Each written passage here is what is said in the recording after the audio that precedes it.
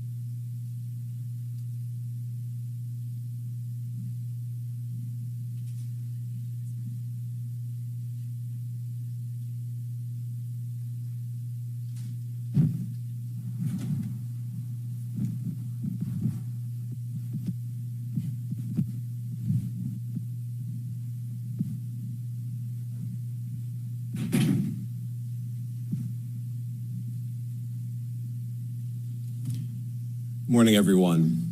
My name is Damian Williams, and I'm the U.S. Attorney here in the Southern District of New York.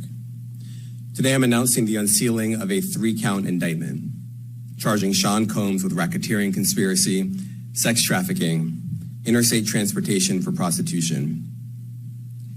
The indictment alleges that between at least 2008 and the present, Combs abused, threatened, and coerced victims to fulfill his sexual desires, protect his reputation, and conceal his conduct. As alleged in the indictment, to carry out this conduct, Sean Combs led and participated in a racketeering conspiracy that used the business empire he controlled to carry out criminal activity, including sex trafficking, forced labor, kidnapping, arson, bribery, and the obstruction of justice. Let me say a little bit more about the charges. The indictment alleges that Combs abused and exploited women and other people for years, and in a variety of ways. As alleged, Combs used force, threats of force, and coercion to cause victims to engage in extended sexual performances with male commercial sex workers, some of whom he transported or caused to be transported over state lines. Combs allegedly planned and controlled the sex performances, which he called freak-offs, and he often electronically recorded them.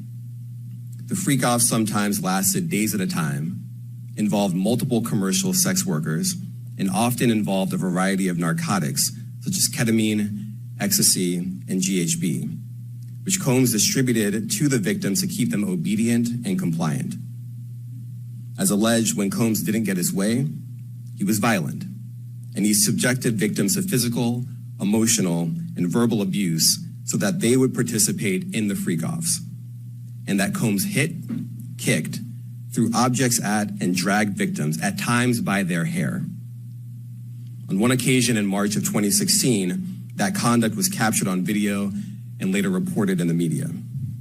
Specifically, Combs kicked, dragged, and threw a vase at a victim in a Los Angeles hotel when the victim was attempting to flee. As alleged, these assaults often resulted in injuries to the victims, which took days or weeks to heal. In addition to the violence, the indictment alleges that Combs threatened and coerced victims to get them to participate in the freak-offs. He used the embarrassing and sensitive recordings he made of the freak-offs as collateral against the victims. And the indictment alleges that he maintained control over the victims in several ways, including by giving them drugs, by giving and threatening to take away financial support or housing, by promising them career opportunities, by monitoring their whereabouts, and even by dictating their physical appearance. Because of all of this, the indictment alleges that the victims did not believe they could refuse Combs without risking their security or facing more abuse. The indictment also alleges other acts of violence undertaken by Combs and others, including violence against witnesses to his abuse, kidnapping, and arson. The indictment alleges that on more than one occasion, Combs carried or brandished firearms to intimidate and threaten victims and witnesses. Now, Combs did not do this all on his own. As I mentioned, Combs has been charged with RICO conspiracy. He used his business and employees of that business and other close associates to get his way. Those individuals allegedly included high-ranking supervisors in the business, personal assistants, security staff, and household staff. The indictment alleges that those individuals facilitated the freak-offs. They booked the hotel rooms and stocked them with the supplies, including drugs, baby oil, personal lubricant, extra linens, and lighting. When the hotel rooms got damaged, they helped clean it up. They arranged for victims and commercial sex workers to travel for the freak-offs, and they delivered large quantities of cash to Combs to pay for the commercial sex workers. The indictment also alleges that they helped Combs cover up his crimes. During the March 2016 incident at the LA hotel that I mentioned earlier, a member of the hotel security staff intervened, and Combs attempted to bribe the staff member with a stack of cash to make sure that what happened was kept quiet. And as the indictment alleges, in late 2023, after public allegations were made about Combs' crimes, he and others pressured witnesses and victims to stay silent, including by making phone calls to witnesses and victims and giving them a false narrative of what they had experienced. And as alleged, Combs used others to help conceal his abuse by monitoring and preventing victims from leaving a location in order to hide their injuries, or by locating and contacting a victim who had attempted to flee. As part of this investigation, in March of this year, special agents from HSI executed search warrants at Combs' residences in Miami and Los Angeles. They also executed a warrant for Combs' electronic devices. During those searches, agents seized evidence of the crimes charged in this indictment. They seized firearms and ammunition, including 3 defaced AR-15s and a large capacity drum magazine. They also seized evidence of the freak-offs, electronic devices that contain images and videos of the freak-offs with multiple victims.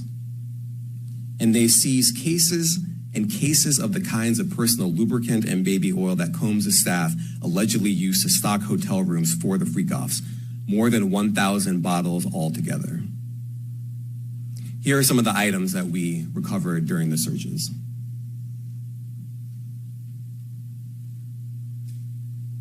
As you can see here, this is a drum magazine, large capacity, and it contains, I believe, 59 rounds.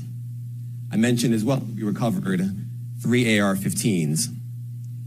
This is a close-up shot of one of the AR-15s, and you can see right here, the serial number has been thoroughly defaced. Another picture of more ammunition and parts of 2 AR-15s right there. Now, I want to be clear about 2 things. First, this office is determined to investigate and prosecute anyone who engages in sex trafficking, no matter how powerful or wealthy or famous you may be. No one should doubt our commitment on that. A year ago, Sean Combs stood in Times Square and was handed a key to New York City. Today, he's been indicted and will face justice in the Southern District of New York. Second, we are not done. This investigation is ongoing, and I encourage anyone with information about this case to come forward and to do it quickly. Anyone with information can call 1-877-4HSI-TIP. I want to express my deep appreciation for the victims and witnesses who have used their voices and helped bring this criminal conduct to light. We would not be here without them. I also want to thank the dedicated case agents on the HSI Trafficking in Person Squad in New York. They have been with us since day one and have worked tirelessly on this investigation. They will continue to be invaluable partners to us. I also want to thank the incredible agents and analysts from SCNY who have also provided tremendous assistance on this case. I'm deeply grateful for their continued work. And finally, I want to thank the outstanding career prosecutors from SCNY who are handling this case.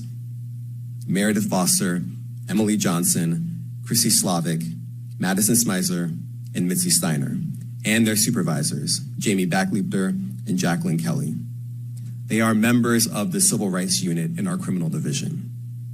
We created the Civil Rights Unit when I became U.S. Attorney. I am deeply proud of their work on this and so many other cases. I'll now take some questions. Aaron Katursky, ABC. Thanks, Nick. Damian, thanks.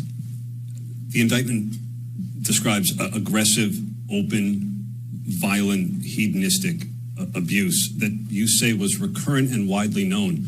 Why did it take law enforcement so long to intervene? How many women were victimized by Sean Combs, and how many others were involved? Look, our investigation is ongoing. We are committed to bringing justice to everyone who's been victimized by the defendant. I can't tell you why it took so long. I think the better focus is on the fact that we are here today. And we are committed to making sure that justice is done. Next question.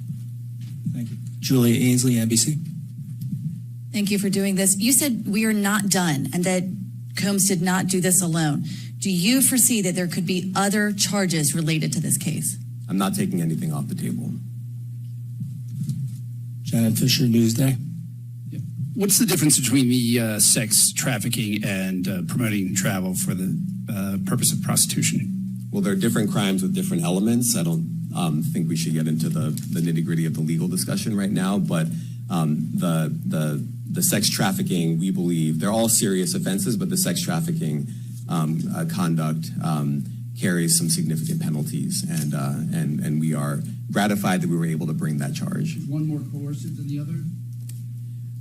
I'm not going to be able to get into that, but you can look it up, and yes, sex trafficking, especially when it involves coercion or force, is a very serious crime, and it carries significant penalties. Good afternoon, Darla Miles, ABC 7 New York. Thank you for this press conference and for the details. Two questions. In context of this indictment and the information that was presented to the grand jury, are you able to clarify the number of victims? It's mentioned plural in the indictment, but can you specify the number of victims just for this particular indictment? And secondly, can you provide details about the alleged arson? Unfortunately, I'm not able to provide either. The number of victims, you are correct. We are intentional in saying multiple. The details of the arson incident are limited to what we have in the indictment and also the detention letter that we filed, which contains more details than the indictment does at various points, but we don't have anything more beyond that. Next question. Lynn Tran, CNN. Are any of his accomplices or associates under investigation? And additionally, could he face any more charges? So the investigation is ongoing. That means both as to him and to anyone else who we believe committed the crime with him. Next question. Julianne Papa. Hi, good morning from 1010 Wins. Any indication that some of the women or victims here were imprisoned in his residences, and did he have locations where he kept them, and they were not allowed to leave? And also, he's indicted here, although there were searches and raids in LA, Miami. Why in New York? Well, I'm biased. I'm the U.S. Attorney in the Southern District of New York. I think that we have an outstanding track record of bringing some of the most impactful, sprawling, complex, difficult sex trafficking, human trafficking, labor trafficking, you name it. The Southern District of New York can do it, and so we're very proud of that. And so the scope and complexity of this investigation isn't something that we ran from. It's something that we embrace, and we will continue to do that. As to your question about whether he imprisoned anyone, all I can say is that, I mentioned this March 2016 incident where something was caught on video. where a victim was attempting to flee, and there was violence that was associated with it. Was that at the residence or in hotel? That was at a hotel. Matthew Lee, Inner City Press. Thanks a lot. Does your office intend to seek remand, or are you reaching a bail package? And if you're willing, how would you contrast this with the R. Kelly case in EDNY in terms of the elements? Thanks. So we will be seeking detention. We have filed a letter laying out our reasoning for seeking pretrial detention. I'm not going to be able to expand beyond what's in the letter, but it contains all of the reasoning, and it contains the law as well. There is a presumption of detention in a case like this, and we think that's warranted. John Anise, New York Daily News. Thank you. I was hoping to get some more detail about the searches of his residence, the guns, the cases of lubricant, and the videos. Where were they found amongst his residence? Were they all scattered around the houses in one place? I kind of wanted to just get a better picture of how that stuff was found. Well, look, I think that some of the details that you're seeking are in the detention letter. So, for instance, some of the AR-15s, 2 of the 3 defaced AR-15s were found in his bedroom closet in Miami, broken down into parts, along with magazines, with ammunition loaded in them. So some of that detail is in the detention letter. Beyond that, I'm not going to be able to get into where other items were stored. Ben Kochman, Post. Hey, thanks for doing this. Your office was the office that had been prosecuting Jeffrey Epstein before he died in custody. I have not read your detention memo yet. It's the first thing I'm going to do after this ends. But does the memo address, or is your office concerned with Combs' safety in custody, given what happened with Epstein? So we are concerned with anyone's safety whenever they are detained prior to trial. It's part of our obligations to keep people safe as well.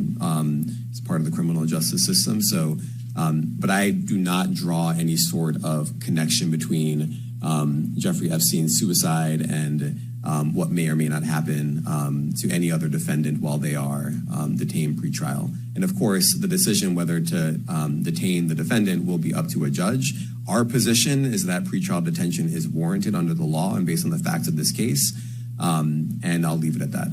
Are some of the prosecutors on this case some of the same prosecutors that had been handling that, or that worked on the Maxwell case? So I'm not going to get into the staffing. I will say that this team, this group of AUSAs, this incredible group has been working on this case around the clock, and they've had their hands full. Next question. Gus Rosendale, NBC News. Good morning, sir. Combs' attorney said that his client has been cooperative with investigators. He said that this morning. I was wondering if you would have a reaction to that. Let me just say this. I think that generally and with increasing frequency, the word cooperative or cooperating has taken on tremendous elasticity and no longer really bears any relation to what the word means when we use it in a very specific context. So responding to lawful process and the like does not qualify as cooperation when we use that term here. Mike Sisak, AP. Thanks. To that end, was there any discussion of Mr. Combs surrendering? I understand he was taken into custody at a hotel in Manhattan last night, and maybe that wasn't the plan. Can you elaborate on how that came about and why that was? I'm not going to be able to get into any sort of operational details as to how he was taken into custody and when. He is in custody right now. He will be appearing in court later today. Was there any discussion of him surrendering, given they claim he's cooperating? I'm not going to be able to get into law enforcement tactics or operations.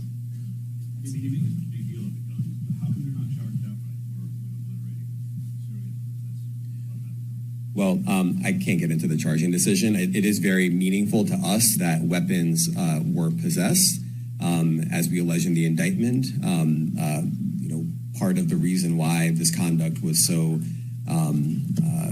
pervasive and harmful was because victims and others didn't necessarily feel comfortable denying him his wishes, as we allege, because of the presence of firearms. I should leave it there. Thanks. Last question, Jacob Shamison. Jacob Shamsian, Business Insider. Thank you. Given that he's the sole defendant in this case and that you allege he's part of a conspiracy that involves members of his companies, do you anticipate a superseding indictment that bring allegations against other members of his companies or other co-conspirators as well? I can't take anything off the table. Anything is possible. Our investigation is very active and ongoing. And I think a lot of you who cover this office know that when we say such things, that developments are certainly foreseeable, but I cannot predict them sitting here today. All right, thank you, everyone. Thank you. Thank you, everyone. Thank you.